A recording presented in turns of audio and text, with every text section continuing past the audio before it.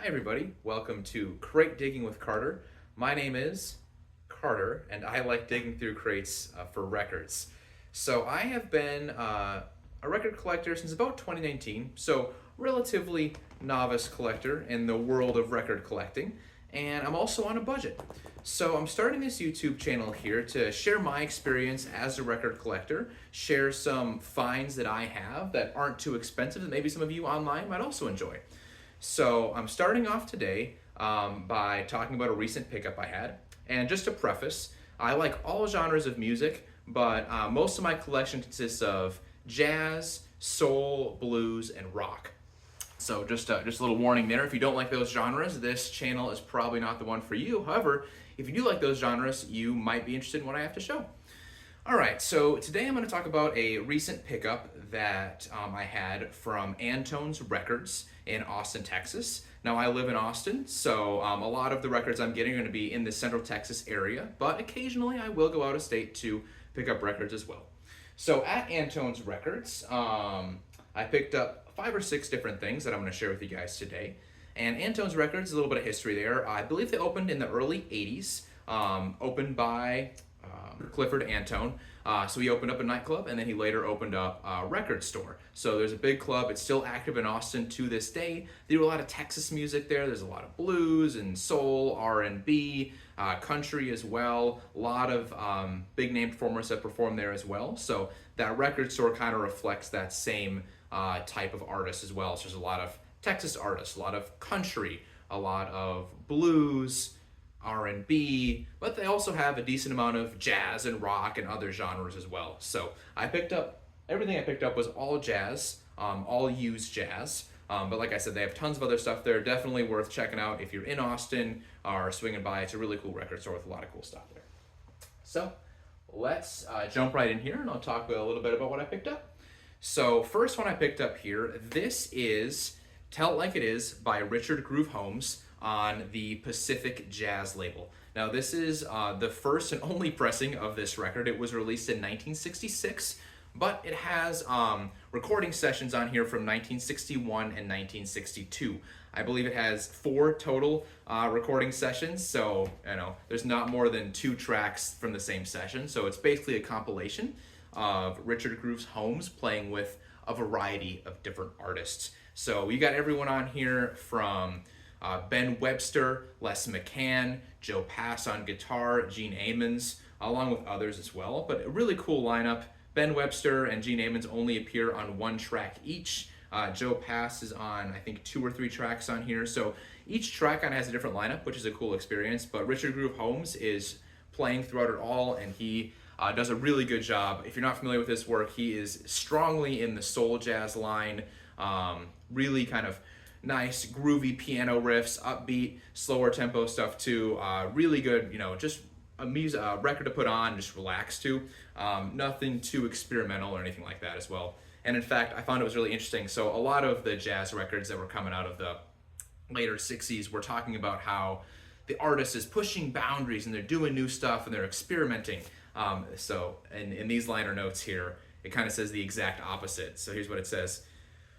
One big problem with organists and organ groups is that most of them don't know or refuse to recognize their limitations. Consequently, musically, at times, things tend to get a bit sticky. Not so Groove Holmes.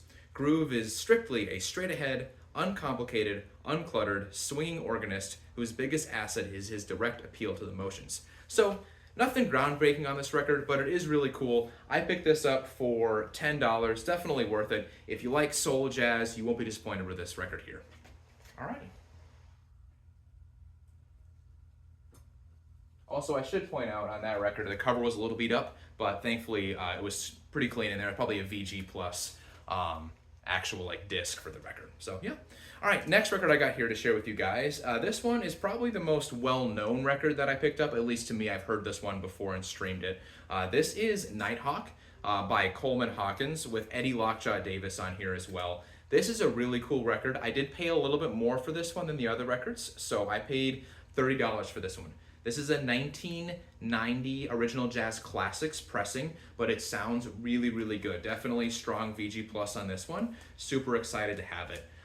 This was originally recorded in 1960. So towards the end of Coleman Hawkins' career, but he still does an incredible job on here. The interplay between him and Eddie Lockjaw Davis is incredible. They both, complement each other in a really cool way. They're not trying to show one another up. They're really just trying to play together and make some beautiful music. Coleman Hawkins kind of acted as an inspiration for Eddie Lockjaw Davis. You can kind of hear the reverence in there as well, which is really cool. On this record here, there's some great sidemen as well. Tommy Flanagan on piano, Ron Carter on bass, and Gus Johnson on drums. The title track, Nighthawk, is fantastic. There's some slower songs in here, some ballads that are beautiful as well. And I found interesting, the very last track on here on side B is called Peddlin', and it was actually composed by Ken McIntyre, who is an avant-garde artist of the time. So it goes to show that Coleman Hawkins, even later in his career, was still helping support younger artists like Eddie Lockjaw Davis, who's performing with him, and also supporting the work of this avant-garde Ken McIntyre, who is maybe a little bit outside of how Coleman Hawkins might normally play. The song itself is definitely not avant-garde, but I think it's cool to see Coleman Hawkins kind of stepping out to support the next generation of jazz artists. So, and again, this is Nighthawk, original Jazz Classics pressing. Sounds fantastic. I would highly recommend this one if you're a jazz fan at all. Nice, laid back, good for dinner, but it does have some upbeat parts too and some really, really incredible solos. So check it out. Alrighty, next one I got here. This is Dexter Gordon Landslide. Now, if you're not familiar with this type of cover, you might think that it looks a little interesting to say the least. The first time I saw it, this is the Blue Note LT series from 1980. Looks very different than most of the Blue Note covers from the 50s and the 60s. Very, very unique design on here. The first time I saw this, I was like, what is this? This is a pile of rocks. But the more I see these covers, the more they grow on me, and the music on here is just incredible too. This is I only own 3 from the LT series, but every one I own is really good. And what the LT series was, if you're not familiar, is in the 1980s, Blue Note went back and they issued a lot of their back catalog that was never previously issued for various artists. So a lot of the music is coming out of the late 50s through mid 60s, kind of that golden era for Blue Note. So the music on here is absolutely incredible. It may not sound as good as those original Rudy Van Gelder pressings from that time period, but they are a lot more affordable and they still sound really good. And what they're doing now is they're actually reissuing these LT series. They're redoing the cover. They're putting them in some nicer packaging as part of Blue Note's Tone Poet series. So this one here, Dexter Gordon Landslide, is going to come out as a Tone Poet very soon. So if you're interested in picking this one up with a different cover and maybe a nicer mastering, you can definitely check that one out by Kevin Grace doing all the mastering on those if you're not familiar. So, all right, a little bit about the record, enough preface about the series here. This is Dexter Gordon. This is a multitude of sessions, so it's kind of a compilation of different sessions here, recorded between 1961 and 1962. It's got 3 different sessions on here, but throughout it all, Dexter Gordon plays beautifully. He gets to play all different types of music. You got some ballads in there. Love Locked Out on side A, beautiful ballad, kind of reminiscent of kind of Coleman Hawkins type playing, which is really cool. I really enjoyed that one. But he's also got some more interesting upbeat songs as well. 6 Bits Jones has a really cool kind of call and response thing going on. I don't normally get jazz riffs stuck in my head, but this one I had in my head for the rest of the day after I heard it. Second Balcony Jump is another just incredible, just swinging jazz song. It closes out the album. It's fantastic. So this is a really cool Dexter Gordon record. You get to hear him play, like I said, all different types of music. Really cool lineup on here too. So I'll just name a few names. Got Kenny Drew on piano, Paul Chambers on bass, Philly Joe Jones on drums. So just incredible rhythm section there. Tommy Tarantine on trumpet. Willie Bobo makes an appearance on drums. Ron Carter comes in for bass for a little bit there. Sonny Clark on piano. Dave Burns on trumpet. So you get to hear all different types of lineups on here, and he sounds fantastic. The rhythm section's fantastic, and the other soloists who step out also do a very good job. So I would definitely recommend picking up Dexter Gordon Landslide. You can get it, I got this one for only $18 as part of the LT series. The Tone Poets are probably going to be more in the $35 range. So if you're looking for a cheaper way to hear this music, this is it. Highly recommend. Check it out. If you're a Dexter Gordon fan, you will absolutely love it. I also think it's a good record if you're not too familiar with Dexter Gordon's work, because he does so many different things on that record. So yeah, overall, really cool record. Next one here, this is Call in the Blues by Tiny Grimes and J.C. Higinbotham, I believe is how you say that. This is originally from Prestige, but this is another original jazz classics repress. This is from 1985. Still sounds very good. This copy is very good plus as well. But this record is super influenced by the blues. If you love blues music, if you like jump blues music especially, you will really, really like this record. Super bluesy. Eddie Lockjaw Davis, hard bop, super blues influenced on tenor sax on here. J.C. Higinbotham, he was, I wasn't actually familiar with this artist until I looked it up to make this video, but J.C. Higinbotham, trombonist, incredible on here. You'll hear him, it sounds like he's playing with a full big band, although there's no other horns on here besides Eddie Lockjaw Davis. So, and he just plays with such force and such power. It is incredible. Like, if you like that kind of older style of swing music and those solos, you'll really like this. He sounds fantastic, and this is one of, I believe, only 2 LPs where he's a leader on. He's a sideman on a lot of stuff as well, and played with his own band in the past, and he played with a lot of other big name swing artists as well long ago. But this, yeah, really cool trombonist on here. And then, of course, we got to talk about Tiny Grimes on guitar. Very skilled R&B jazz guitarist. Sounds incredible on here. Plays some really cool blues riffs throughout here. You've got some upbeat things and some slower blues on here as well. Call in the Blues opening track. It just starts out with an absolute banger of a blues song. I love that one. Grimes Times is another one. That's got that incredible solo that I was talking about by J.C. Higinbotham. He's soloing throughout, but that is an especially powerful solo. Definitely check out those 2 tracks for sure. Overall, great record. Love it. If you love jazz and you love blues and you love very, very blues-oriented jazz hard bop with an extra emphasis on blues, this is a great pickup for you. Call in the Blues by Tiny Grimes and J.C. Higinbotham. This, like I said, this is a OGC pressing. It still sounds great, and I only got it for just $10, so really good deal on that one. All right, next record here, another one from the LT series. They had 2 there, so I had to pick them both up. And once again, we got another pile of rocks with rocks in the background here. But don't let this cover fool you. This is fantastic. Stanley Tarantine in memory of. Unlike the previous one I talked about by Dexter Gordon, this one is actually just one recording session, recorded in 1964, and it's got a fantastic lineup. I don't know why they shelved this and didn't release it until the 80s, but it is incredible. It's got Stanley Tarantine on tenor sax, obviously, Blue Mitchell on trumpet, Curtis Fuller on trombone, Herbie Hancock on piano, Bob Crenshaw on bass, and Otis Candy Finch on drums. So just a really, really strong lineup on here, and every one of these tracks is incredible. Actually mentioned on the liner notes here, fun fact, this record was recorded 2 weeks before Empyrean Isle. So that's that hugely popular Herbie Hancock song with Cantaloupe Island on there.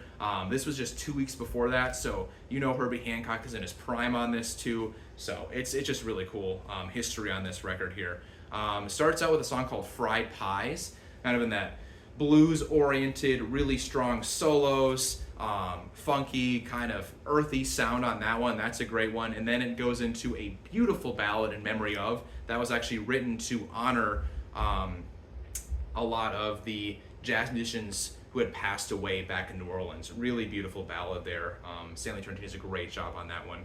Then you get Niger Mambo. That one caught me off guard. It's only 3 or 4 minutes, but it's super fun, super upbeat, and it was written by this gentleman here. His name is Bobby Benson. He's a Nigerian composer. So this was written by a Nigerian composer.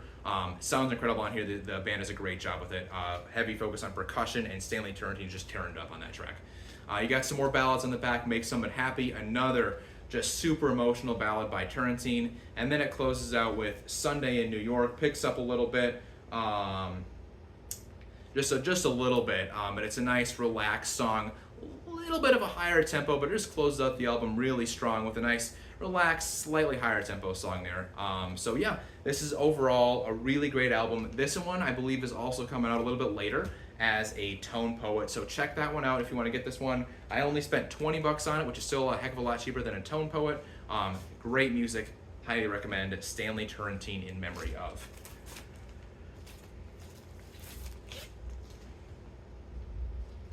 And my final pickup from Antone's Records. This is The Rev by Eddie Lockjaw Davis, and in my opinion, I did save the best for last here. I really, really enjoy this record. I've actually listened to it before. I've streamed it.